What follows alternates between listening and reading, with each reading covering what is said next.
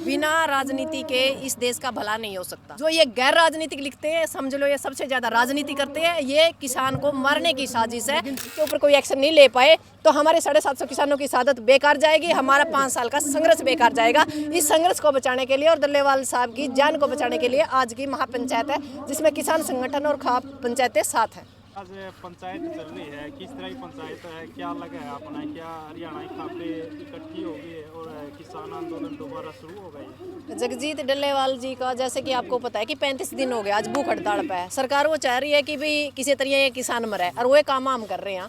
तो हम कोशिश कर रहे हैं कि जगजीत डल्लेवाल की जान को कैसे बचाया जाए। सारी हरियाणा की खाप बुला रखी है, किसान संगठन बुला रखे हैं ताकि बीच का कोई रास्ता निकाला जाए जिससे इस समस्या का समाधान हो। और अब 11 सदस्यीय कमेटी है, जो उसका निर्णय होगा उस पर फूल चढ़ाने का काम करेंगे। इसके अंदर ये कोशिश की गई है कि डल्लेवाल साहब का कम से कम पहले अमर अनशन तोड़ा जाए, MSP की लड़ाई बाद में लड़ी जाए। मीटिंग में जी खाप नेता गए हैं या फिर किसान? नहीं, खाप नेता भी किसान नेता भी साथ साथ है, क्योंकि मामला तो दोनों के बीच का रास्ता निकालना है ना, कि किसी तरह किसान संगठन इकट्ठे हो, खाप भी इकट्ठी हो, क्योंकि सारी समस्याओं का समाधान इकट्ठा होगा। हरियाणा और पंजाब एक है और इस एकता को बनाए रखने के लिए जो समस्याएं आ रही है उनका समाधान निकाल के बीच का कोई रास्ता निकाला जाए। कितनी खापें पहुंच रही है? खापे लगभग सभी है हरियाणा की, पंजाब के कुछ लोग हैं, पंजाब के कुछ संगठन है, हरियाणा के भी संगठन है। अब किस तरह उठो, मतलब काफी समय से खनौरी बॉर्डर की बात कर, समूह बॉर्डर की बात कर, और किसान बैठे हैं जी, लेकिन अब कैसे उबार आया? नहीं, उबार का कारण ये है कि अब एक बात बताओ, अमर अनशन पर 35 दिन तक एक बुजुर्ग हमारा बैठा है। हमारे लिए जान बड़ी कीमती है, क्योंकि एक नेता बनाना बहुत बड़ी बात है और वो भी किसान नेता। और उस किसान नेता के साथ हमें लंबा चलना है, उसके अनुभव से हमें आगे की लड़ाइयाँ लड़नी है। यदि ऐसे एक एक करके जो हमारे किसान नेता अमर अनशन के ऊपर बैठते हैं, क्योंकि उन्होंने एक चैन बना ली है, इस तरह तो हमारी जो कौम है या जो हमारे नेता वो खत्म हो जाएंगे। इस लड़ी को तोड़ने के लिए ही खाप नेता और किसान संगठनों की आज एक महापंचायत बास के अंदर थी, ताकि इसका बीच का कोई रास्ता निकाला जाए और इस समस्या का समाधान किया जाए, ताकि नस्ल और फसल, रोटी और बेटी जो अधूरी लड़ाई है, जो सरकार ने हमारे साथ वादा खिलाफी करी है, उस वादा खिलाफी के खिलाफ हमें लड़ना पड़ेगा। वो एकता के साथ कैसे लड़ना है और किस रास्ते से लड़ना है। किसान संगठनों के बीच हो सकता है मतभेद हो, पर मनभेद नहीं है, क्योंकि लड़ाई MSP की है, पराली बिल की है, बिजली बिल की है। आप लोगों को जैसे कि जानकारी होगी कि जो 3 काले कानून थे उनको नए 5 कानूनों के बीच में, मतलब नया उड़ा प्रयाग हरियाणा में कहा गया, नया उड़ा प्रयाग लिपोत करने ले आए हैं। और यदि 15 दिन का टाइम दिया है, पहले उसको केंद्र सरकार लागू करने जा रही थी, अब राज्य सरकार उसको लागू करने की कोशिश कर रही है। 15 दिन का टाइम है, यदि 15 दिन हम इसके ऊपर कोई एक्शन नहीं ले पाए तो हमारे 750 किसानों की शहादत बेकार जाएगी, हमारा 5 साल का संघर्ष बेकार जाएगा। इस संघर्ष को बचाने के लिए और डल्लेवाल साहब की जान को बचाने के लिए आज की महापंचायत है, जिसमें किसान संगठन और खाप पंचायतें साथ हैं। पहले कानून के रूप में थे, लेकिन अब नीति के रूप में वही कानून बताए जा रहे हैं। क्या लगा है, वही कानून है या कुछ फेरबदल? नहीं, फेरबदल नहीं है, बल्कि और गहरे कानून है। मतलब जो हमारी मंडियां आज है, इसके ऊपर टैक्स है, इसके बाहर प्राइवेट जो मंडियां हैं वो स्थापित करी जाएंगी, जिसमें किसान कुछ लोग कुछ पैसे के लोभ में बाहर जो है अपनी ये कह सकते हैं कि फसलें बेचेंगे। उसके बाद आपने भी पता है जो सरकारी मंडियां वो खत्म होगी, हमारे साथ बिहार और यूपी जैसा ही माहौल होगा।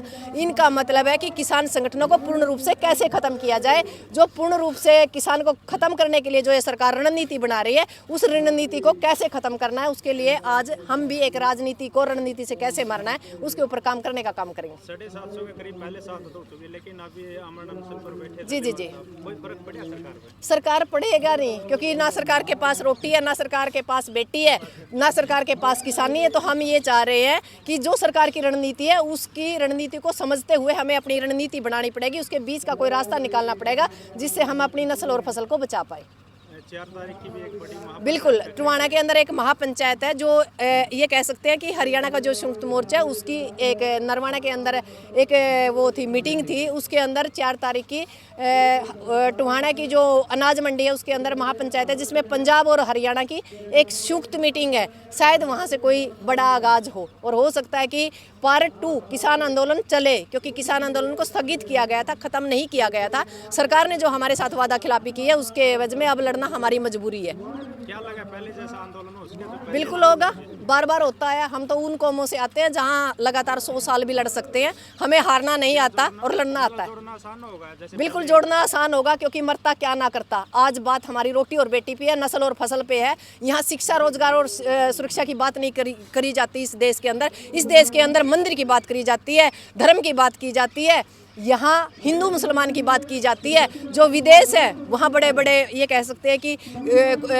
सर्च मतलब बड़ी बड़ी चीज़ें सर्च, जैसे कैंसर का आपने पता होगा रूस के अंदर कैंसर का इलाज निकाला गया है, पर हमारे वाले तो मस्जिद का नीचे मंदिर देखने लग रहे हैं। तो मंदिर देखने का टाइम नहीं है, मंदिर मस्जिद को छोड़ो और आज देश के अंदर रोजगार, शिक्षा और स्वास्थ्य के ऊपर काम करो। जो किसान के विरुद्ध नीतियां बनी हैं उनको खत्म करो और किसान और मजदूर को संभालो, ताकि किसान और मजदूर इस देश को खुशहाल बना सके। गैर राजनीतिक आंदोलन चला हुआ है, क्या कहना आपका इसके ऊपर?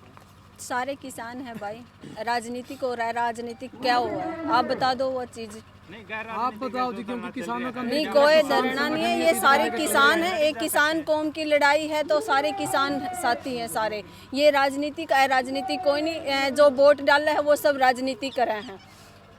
लेकिन किसान संगठनों में चल रही है चीजें कि ये गैर राजनीति करेंगे या फिर राजनीति लोग हैं। ये कुछ हो रहे हैं, मनमुटाव हो रहे हैं भाई।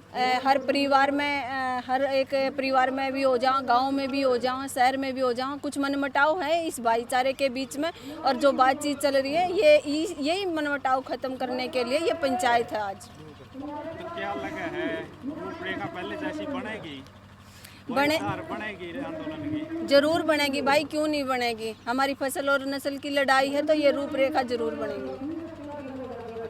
आज पंचायत है ये, आप रोहतक से हो? जी हाँ। तो रोहतक से जो खाप पंचायत है सारी पहुंच रही है? जी हमारी सारी खापे पंचायत पहुंच रही है। हम एक बस 21 गाड़ियाँ अपने साथ लेकर यहाँ पर पहुँचे हैं।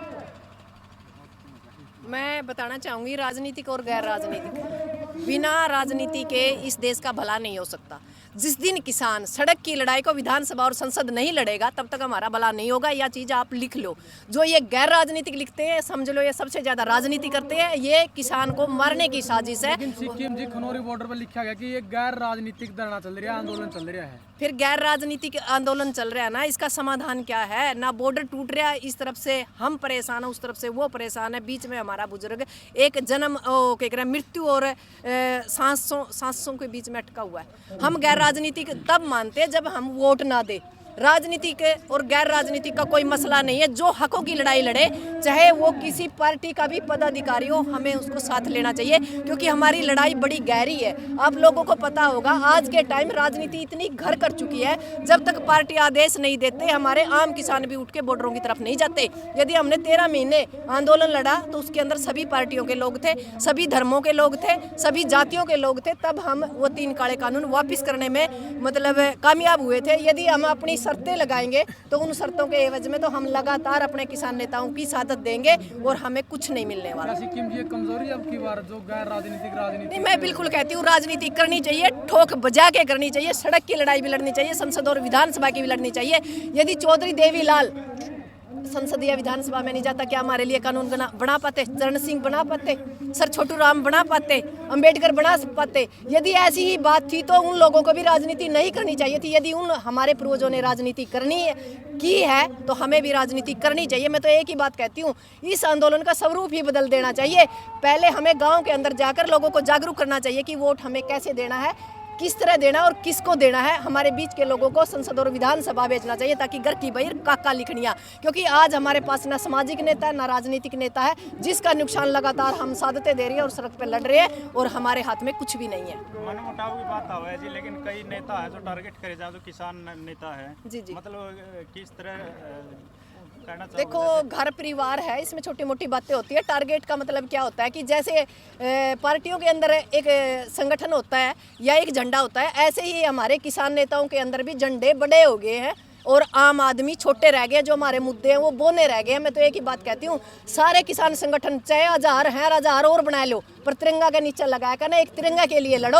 अपने झंडों के लिए ना तो पार्टियों को लड़ना चाहिए और ना किसान संगठनों को लड़ना चाहिए। वो पार्टियां कहाँ गई जो ये कह रही थी कि हम सरकार बनाएंगे? आज क्यों नहीं लड़ रही किसान नेताओं के साथ मिलके? वो सिर्फ किसानों का इस्तेमाल करना जान रही है और हम लगातार लड़ रहे हैं। इसका नुकसान लगातार हमारे समाज को हो रहा है। धन्यवाद।